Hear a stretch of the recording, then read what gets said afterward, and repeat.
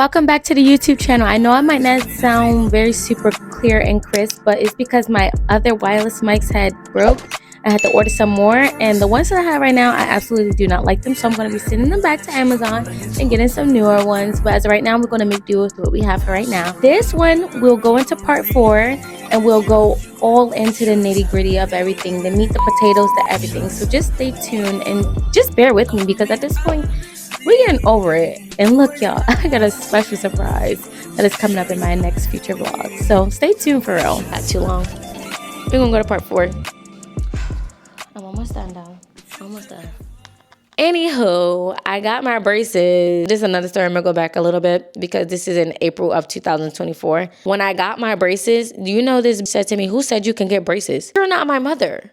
I'm like, what do you mean? Like, I didn't know that there's an order out there that you have to ask your NCOs, can you get braces before you get them? Now, granted, there are 3 different orders out there, and if you want to get technical and more into detail, you can go and look at DAPAM 600-8-101. These 3 different orders would literally show you that I did not have to ask my NCOs for permission to get braces, because if that was the case, then I would have to ask my NCOs to start IVF or like get pregnant if I wanted to start a family. Like, that just does not work like that, because I'm pretty sure she didn't ask for permission to go get pregnant and have a son. However, under Army dental regulations, when a service member get braces out of pocket, whether the military is paying for it or you're paying for it out of pocket, those are called fixed appliances, and fixed appliances automatically place you in the dental readiness category class 3, which legally then push you in a non-deployable status. So why is she coming at me like I committed a crime? I don't know. You may have to ask Jesus about that one, because it's crazy how the first sergeant literally already told me that I was okay, and that the most that was going to happen was that I was going to be placed in a non-deployable status. And not only the first sergeant, but the official command team also told me the exact same thing when I was still at the battalion before I got moved back to pad. So truth to be told, I don't know why she came at me with all the hostility about some damn braces, almost like I pissed in her Cheerios or killed her cat, when the command team already knew that I was getting the braces and the regulation was already being followed. Like, I'm telling you, hostility every day. For what reason? I can't even tell y'all why.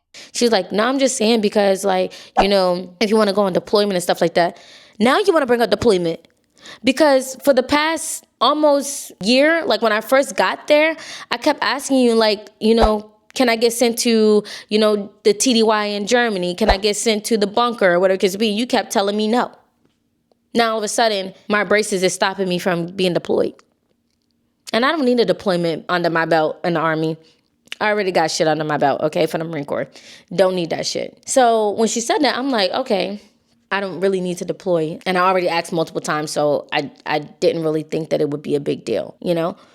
So then, yeah, that was from April 2024 when I first got back to PAD, right? And like I said, I've never got initial counseling either, right?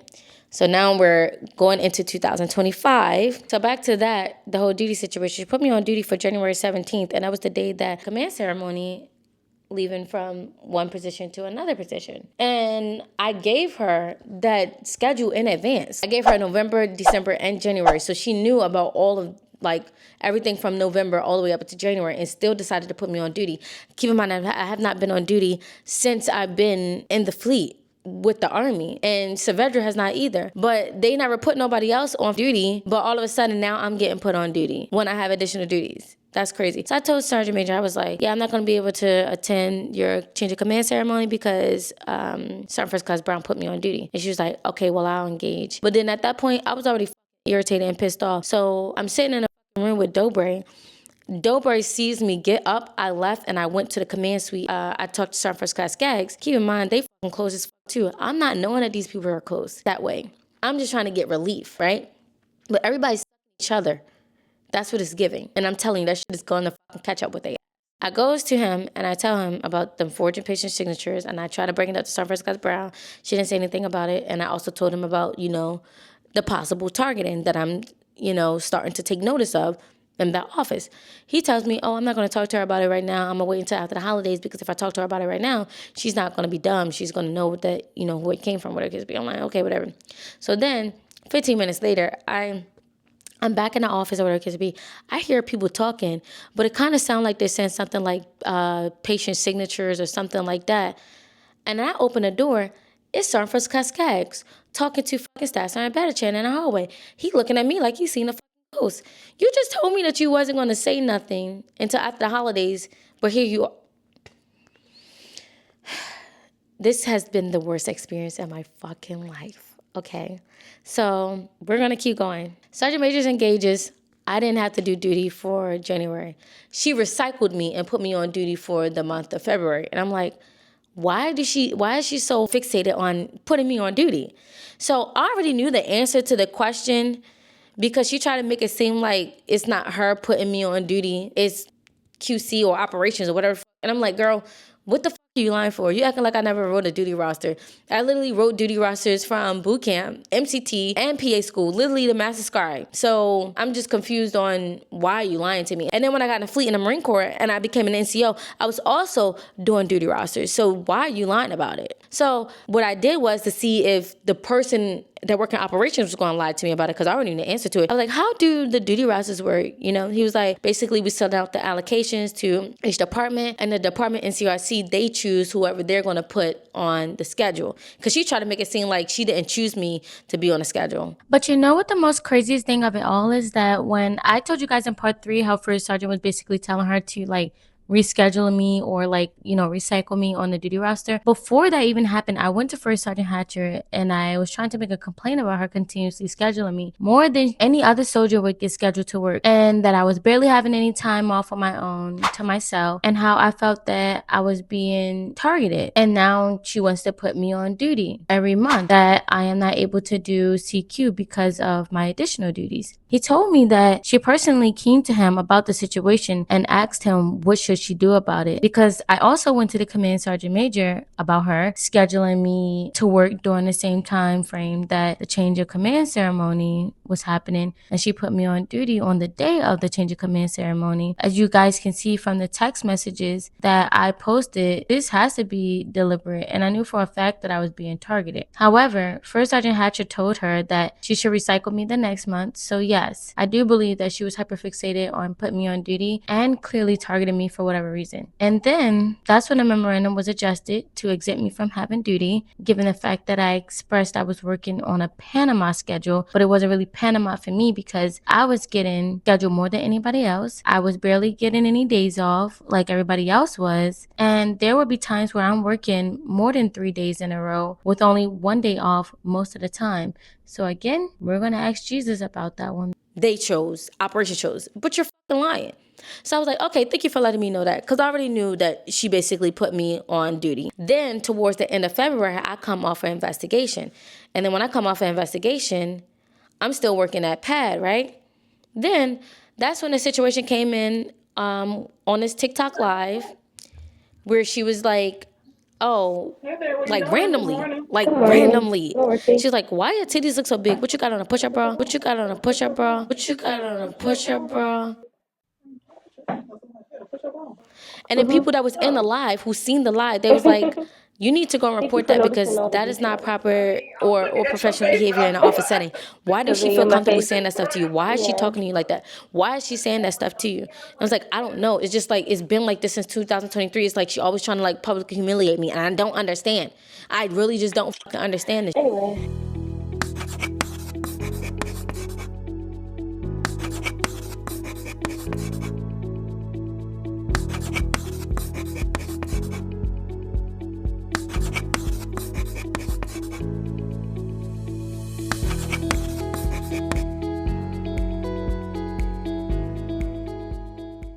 After that, I didn't want to really report it, but then I started talking to somebody who confirmed to me that the sergeant from the schoolhouse is close with Sergeant First Class Brown, and she told Sergeant First Class Brown about the situation with me telling them that that was not fair, that they took away my opportunity to the dean's list and gave me a negative counseling for everything that everybody else was doing. The whole story time from my part 1. I guess she told her that stuff because I was about to report that NCO, but I was like, you know what, I don't even care, I'm gonna let it go. But I guess they were talking about it, and you know, that was that, right? So after I found that out, I'm like, what? That makes sense. So I knew I wasn't crazy, right? So then after I had reported her, I'm upstairs talking to the EO. She keeps calling my phone like, where are you at? This and the third. They try to make it seem like I literally don't be where I'm supposed to be, but I'm always in the fucking office, always in my fucking seat, literally. It got to a point where I started asking the front desk, hey, can you write on a sticky note what time it is? And then can you put my name on it? And then put where I'm going at. Like, it got to the point where I literally started doing that. Like, I literally had one of these sticky notes of me literally having to track everywhere I'm going at, because she tried to make it seem like I was never where I was supposed to be. Hey.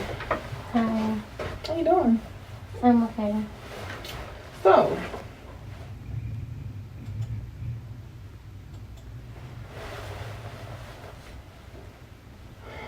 what did you say earlier that you was leaving? Everybody on the floor? Why she was doing that, I don't know. I just genuinely don't fucking know. I told everybody in the office that I was going to the EO representative. I even wrote it on a whiteboard that I had put up in the office that I was working out of. And I told the front desk that that's where I was going at. So everybody knew. So when she asked for me, she knew where I was at. But she tried to say that she didn't ask for me. Basically, it seemed like she was just lying about the whole entire shit. I'm like, okay, that's fucking weird, right? I put her on speaker so the EO can hear what she's saying. She was like, oh, when you finish with the EO, you get back to my office. Do you understand me? Again. Who the fuck are you talking to? The EO was like, why is she talking to you like that? Like, are you her child? I was like, I don't know. This is how she talks to me. She don't talk to nobody else like that. So then when I get back downstairs and I'm talking to her, right? She's like, oh, I just want to let you know that the schoolhouse already called me and told me about you, this, and the third. I was like, yeah, I kind of been figured that, right? Then she goes into detail talking about what's going on with me and Perez. Mind you, Perez bird brain, this is really a bird brain. I thought I was a bird brain. No, this is really a bird brain. I'm talking about, you know what? We're not even going to get into that. She's talking about basically saying that I'm bullying Perez. When the did I start bullying Perez? I'm confused. Me and Perez, it seemed like me and Perez was cool, right? Me and Perez didn't have no issues with each other whatsoever, right? And all of a sudden, she sends me this text message talking about something, Jordan, you're evil. I don't feel comfortable being around you, this and the third. And I'm trying to figure out, like, where the fuck does this information come from? So I text Welch, and I'm like, why is she saying this stuff?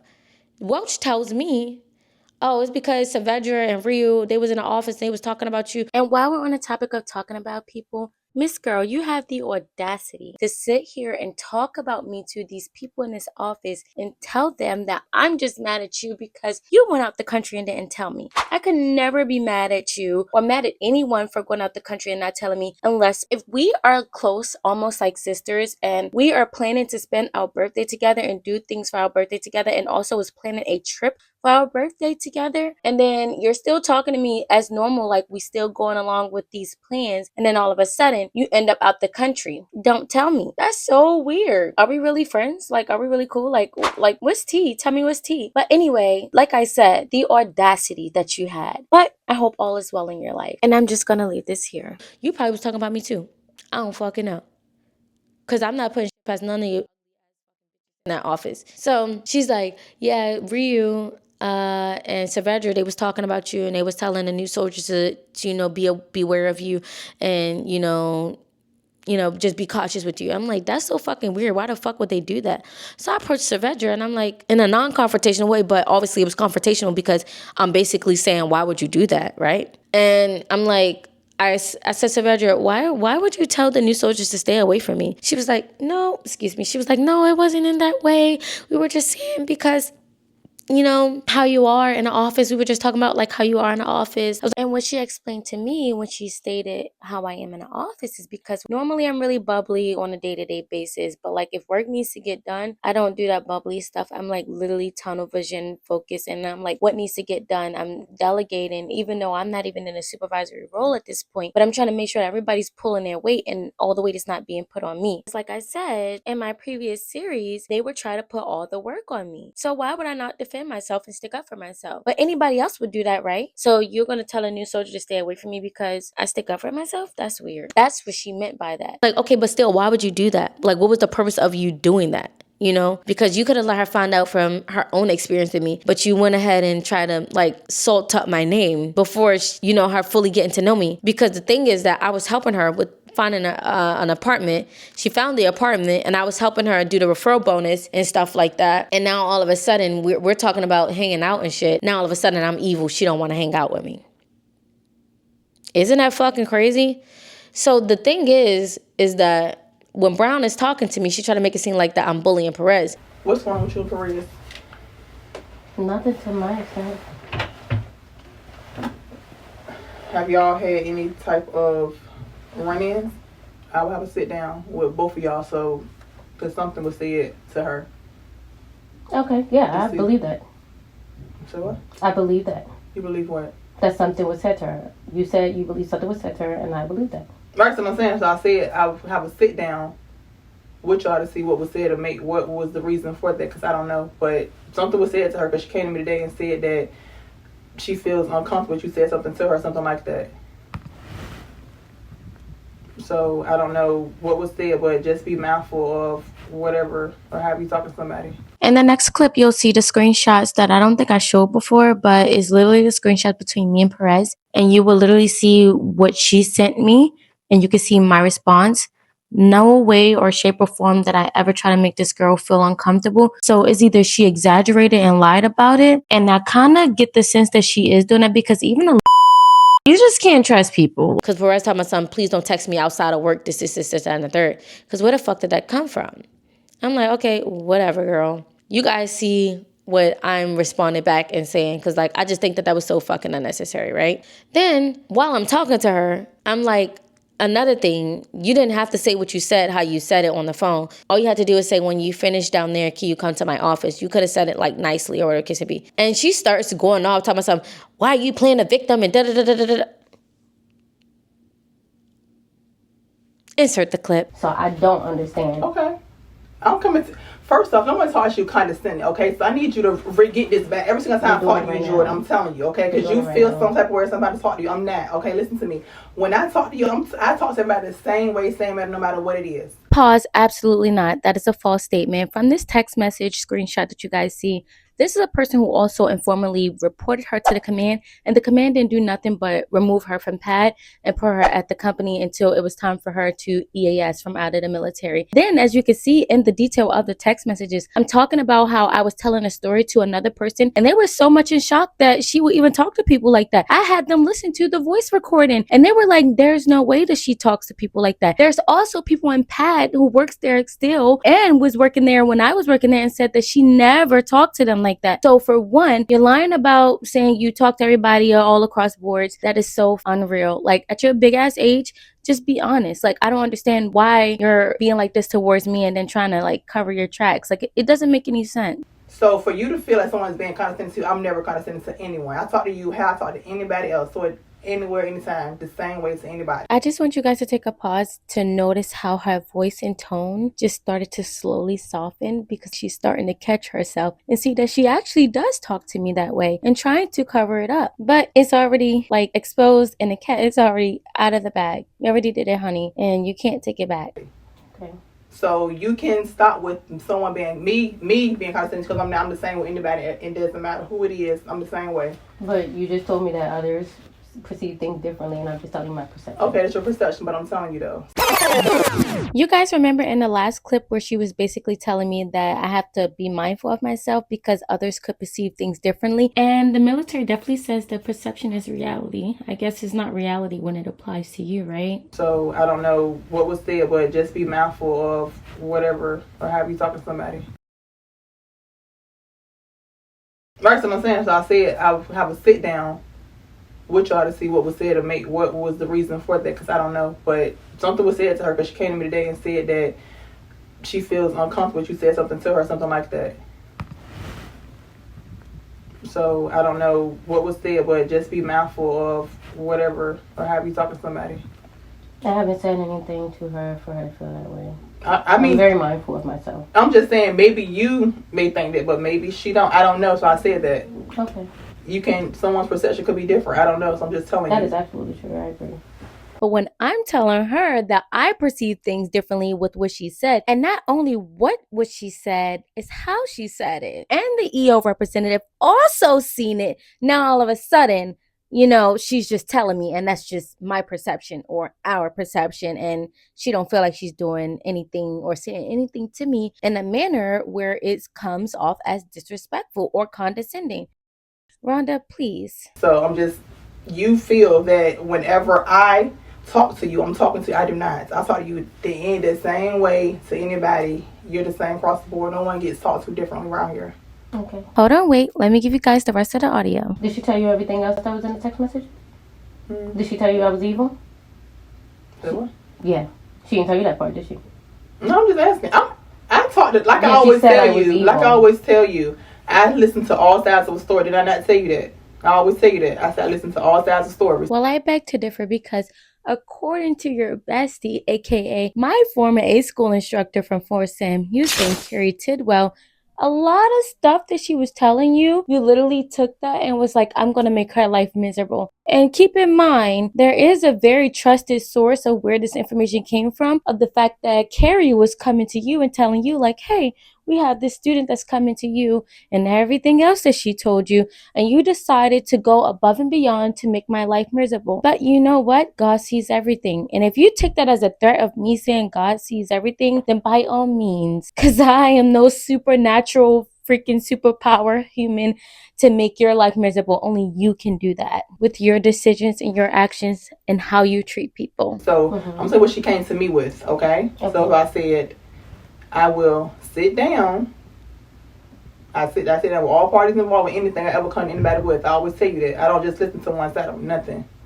So I'm coming to you. So if it was more, and once I ask you what was said, then you can go ahead and give me your opinion on what was said or whatever the case may be. I don't know. So I'm coming to you. So no. So if you have something to say, then tell me.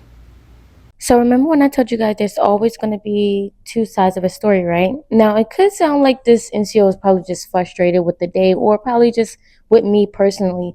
But that's just not what the case was here, because the fact that you're getting so defensive about the fact that I'm telling you that you could have said it in a different manner, because even the EO representative was trying to figure out why were you talking to me like that. And it's so conveniently that I'm bullying Perez the same day that I report you for bullying, right? So yeah, I kind of took to that. I'm like, that's real crazy. I filed an EO complaint on you. Now you're trying to say that I'm bullying Perez and I'm playing the victim? After 2 years of you fucking targeting me, I'm playing the victim? And now all of a sudden I'm bullying somebody else? That's interesting. After that whole situation with me filing an EO complaint, Sergeant LeSueur finally gives me my initial counselings, saying that, oh, since you're coming off of, your flag. And then he gave me another counseling saying something about non-promotable status or something like that. How the fuck was I supposed to go to a promotion board if I was flagged? So you giving me two counselings, one for me coming off my flag and then the other one, the non-promotable status. And I literally just came off of the fucking flag. And you're literally just giving me this fucking initial counseling in April. That's fucking weird after I filed the EO complaint. And not even just after I filed the EO complaint, right? 𝒊𝒏𝒌, aka Sergeant First Class Rhonda Brown, she decided to realign different soldiers with their NCOs and who their first line will be. I have always been underneath Sergeant LeSueur because when my first NCO left to go to drill school, she put me under him. So there's not been no time that there was a gap in between my first lines. And in this screenshot that you can see, she literally did this again right after I had reported her to Sergeant First Class Gax. Remember in the previous two series where I spoke about that one? Yeah. But now, the crazy thing is that, and why I'm mentioning this, is because Staff Sergeant Bennett LeSueur literally just gave me my initial counseling and non-promotable counseling a whole year later after I already been underneath him, and so conveniently after I filed an EO complaint against the NCOIC of the section. So LeSueur gave me my initial counselings saying this will serve as your initial counseling. That's not how fucking initial counseling work. I should have got that shit back in April when I first fucking got here. And then when you finally PCS'd here, you were my NCO then. You should have gave me that initial counseling then, not a whole year later after I'm coming off of a flag. That's not how leadership development work or soldiers development work. That's not how that work. That's how I know a lot of people in the Army should not be NCOs. They should not be. He gave me the counseling and I'm like, okay. And then after that, there was an incident where I had to drop Randall off at work in the morning time because we sharing one car. The first time I did it, I had an appointment that day, but I had to take Randall to work. I already told them that I had an appointment, days prior to that. And I had literally took Randall to work. And then after that, I went straight to my appointment. Staff Sergeant 𝒊𝒏𝒌 tried to give me a negative counseling saying that I failed to report to work because I didn't come to work first before I went to my appointment. It was clearly communicated to everyone beforehand. I literally gave the shift leads a heads up, which is Saavedra at the time. I added it to the Microsoft Outlook calendar. and noted it on that whiteboard that sits in the back of me from when I was telling you guys about how I put the other one up there. Yeah, everybody knew about it and knew that I was going to be coming to work later than what the scheduled time was. 7 days later, 𝒕𝒊𝒏 came into work before taking her wife to work. She left out to go pick up her wife to go take her wife to work. She just was gone for the day because she was taking the other soldiers to go check in. So when 𝒕�� came in there, because I guess his son or daughter, whatever the fuck, was in the ED, he asked her, why are you here so early? I thought you had to take your wife to work. She was like, yeah, I know, but I just came in, before I had to take her to work, and then I'm gonna go take the soldiers to check in for the rest of the day. He tells her, oh, you didn't have to come in early if you had to take your wife to work. Keep in mind, when I had to take my spouse to work, he expected me to come in early, leave, go all the way off base to go and get her and come back on base, take her to work, and then leave to go to my appointment. Mind you, 𝒕𝒊𝒏 lived on base, so all she had to do was drive 5 minutes around the corner to leave to go get her spouse and then take her to work. So I'm like, that was so crazy. He tried to give me a negative counseling for it, and I was like, that's not fair because you literally just told 𝒕𝒊𝒏 she can do the same thing, but you're holding me to a different standard. I fought that counseling. I ended up not getting a negative counseling. So at this point, I'm thinking like, maybe they're trying to, build a RICO case against me at this fucking point. Because I'm like, what the fuck is going on? After I had reported her, shit started going downhill from there. Keep in mind, like I said, she tried to make it seem like I told Perez that I lied to NCOs and tell them that I live far away just so I can be late to work. I never said that. The proof is in the screenshots and the video recording. So yeah. Then after I had reported her, the command team did not want to remove me from being underneath of her until I submitted a congressional. Then once I submitted a congressional, Captain Joshua Davis was like, oh, and he does this thing where he fake cries. So if you ever get him as your company commander, or even just as your leadership in general, do not believe anything he says. And when he do that fake, because it didn't, don't believe it, because the tears are fucking fake. And he's done it so many times. And I'm just like, you're a grown ass man and you doing that with 2 daughters? And the crazy thing is that you have 2 daughters and you literally covered up a sexual assault and rape. Oh, honey, I pray for your kids. That's when the company commander, Captain Davis, he was like, oh, we know about your complaint, your congressional women. We want to make sure that you're okay. This, that, and the third. So we're just going to move you to the company. I get moved to the company, right? Keep in mind, in the month of March, I was supposed to be at 𝒕𝒊𝒏 for the full amount of time because it was already signed off by the new command sergeant major. Sergeant Brown went behind my back and went to First Sergeant Calkins, who was the new first sergeant, and they changed my whole schedule without me knowing. And I'm like, well, that's not what I got approved for. And they was like, oh, well, you don't need to be out there the entire time. The crazy thing is that you saying I didn't need to be out there the entire time, but why do you keep scheduling me more than you're scheduling other people? Like, I swear to God, I'm on the schedule 10 times more than anybody else was on the schedule. And you have mad people, Welch, Joseph, Perez, the other girl, and the other girl. We got Jasper. 6 to 7 fucking new soldiers just came in. And we still have older seasoned soldiers and sailors and civilians that are working. And NCOs that are working, but you decide to shrink my schedule for PAO to put me on the schedule more than anybody else, but then not even having me train people or check people in, like taking in a check-in. You giving everything to 𝒕𝒊𝒏, and I'm like, y'all just fucking weird. Like, at this point, if you got a fucking issue with me, just say that shit.